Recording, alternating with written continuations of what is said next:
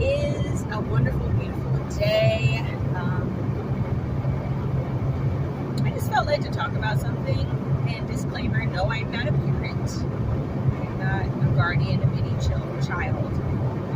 By the way, hi, welcome. This is Thrift Stores and Coffee Shops. I'm your host, Miss Ebony, also known as your coffee bartender, serving up the VIP treatment topics to keep the conversations burling. That's my motto, slogan. The motto is the door is always open. But I just wanted to kind of talk about something really quick. It sparked in me because I remember watching this video of a parent of the parent is kind of known in the industry, in the music industry, and they have a child that, I guess is coming up as a singer, or they've been coaching them to sing rather. I think the father is like a producer and the mom sings or whatever. But in any case, it made me start to think about children that kind of live in the shadow of their parents. You know how sometimes it's opposite, where the parents live vicariously through the children because the children are doing what the parents really wanted themselves to do at such an early age, but for whatever reason life happened, or they ended up having children, or they went to college because they wanted to please their parents and do something different because their parent might have told them, hey, there's no money in that, or that's not a real career or whatever.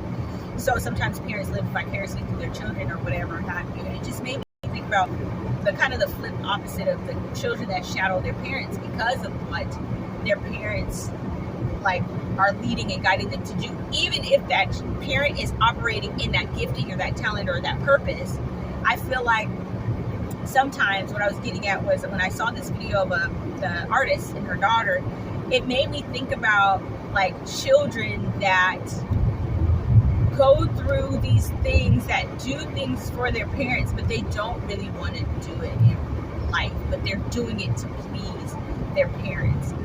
And it made me also think about different cultures, because I mentioned in a previous video, I grew up in Pacific Northwest, so I grew up around Asians and Tongans and Samoans and Ethiopians, Somalians, and just everybody, black, white, whatever.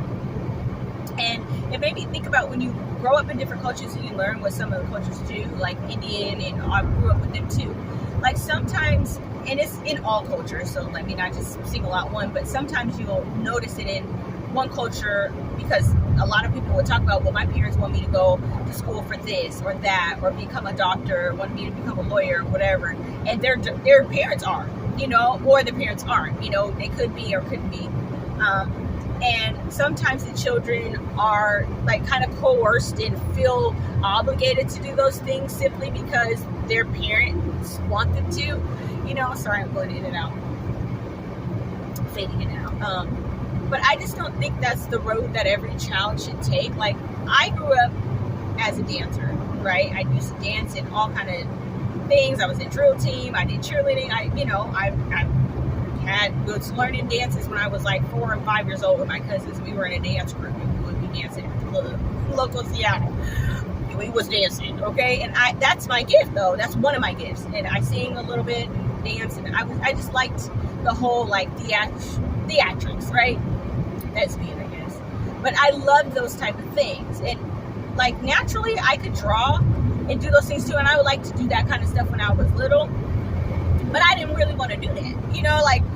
Even though I could have pursued drawing or art or whatever, I like to do visual artworks, like graphic arts, kind of little simple stuff that I do. And I think I do pretty okay, with that type of stuff. But I didn't want to draw, you know what I mean? That wasn't a thing that I wanted to really do. I love to dance. So, but when I have children, I don't expect my children to want to do those things. I wouldn't just put my daughters in ballet if they don't want to do that. Do you know what I'm saying?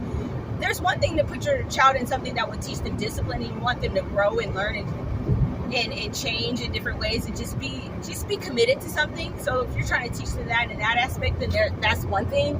But I would never put my children in something that I wanted them to do because it was something that I did. That may not be their purpose. And I've noticed this with some people and some artists that do this and try to coerce their kids to sing and do all of this stuff. But honestly, sometimes it's not even their gift. And you can tell and you can discern that. But parents still do that to their children because they just want them to be the mini-me, or they want them to come up and be an artist, or all this different stuff. And a lot of times the kids are just doing it to please the parents. And I just want to say to you, parents, don't do that.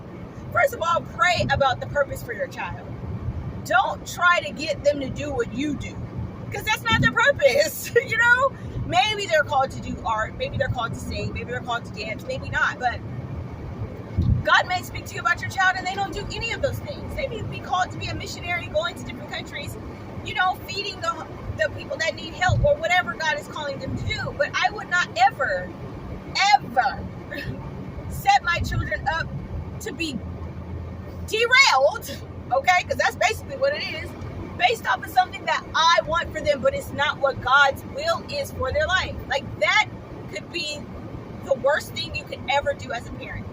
Yes, the Bible says train up a child, but don't train up a child to do what you want them to do. You're training up a child in the way of the Lord, not your way, okay?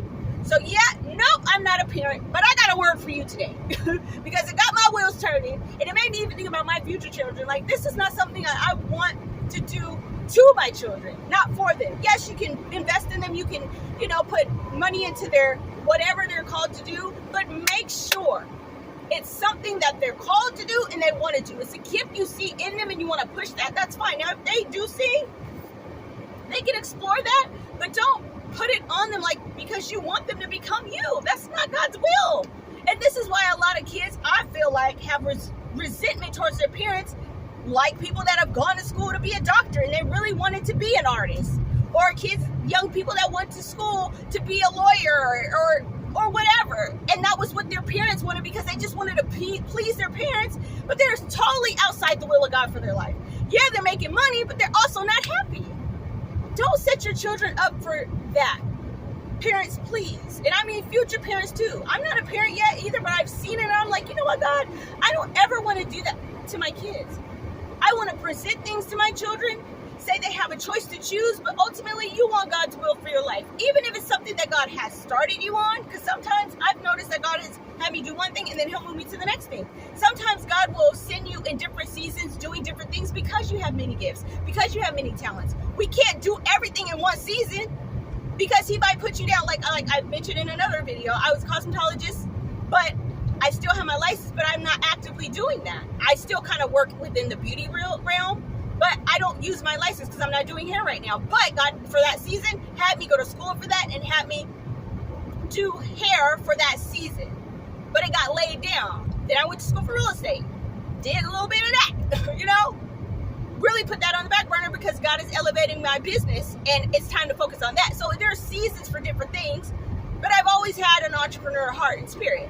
You know, and my mom always encouraged me, and my mom put so much into everything that I was called to do, and she supported me 100%. So she never tried to gear me towards anything. If anything, I was like a little squirrel going over here. My mom was like, okay, can you just focus on one thing? But I'm like, Mommy, I'm a creative, I can't. But that's God in me too, you know? Like, some of us just move to new seasons and do different things, and that is okay too. But my encouragement to you is don't put your seed in your child. Let the seed of God be planted in your children and his children, especially if you're training them up in the way of the Lord. And so that's the message for today. I hope you're having a lovely Saturday. God bless you. Bye-bye.